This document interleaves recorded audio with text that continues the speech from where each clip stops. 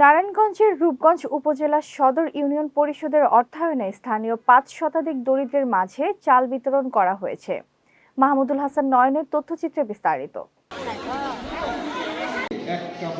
১৫ March রবিবার সকালে union পরিষদে এসব চাল বিতরণ করেন রূপগঞ্জ ইউনিয়ন পরিষদের প্রশাসক, উপজেলা সহকারী কমিশনার ও পূর্বাচল রাজস্ব সার্কেল ফরিদ আল সোহান।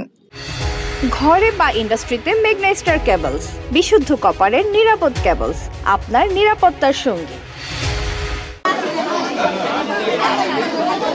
এ সময় উপস্থিত ছিলেন রূপগঞ্জ ইউনিয়ন বিএনপির সাধারণ সম্পাদক Jinnat Ali. HPL uPVC pipe and fittings, শক্ত, মজবুত ও দীর্ঘস্থায়ী, এক পাইপে জীবন পার। ইউনিয়ন পরিষদ সচিব শামসুল আলম, ইউপি মেম্বার আওলাদ হোসেন সহ স্থানীয়রা। এতক্ষণ আপনাদের সাথে ছিলাম তামান্না ইসলাম তন্নি। প্রতিদিনের নিউজ আপডেট পেতে আমাদের সাথেই থাকুন।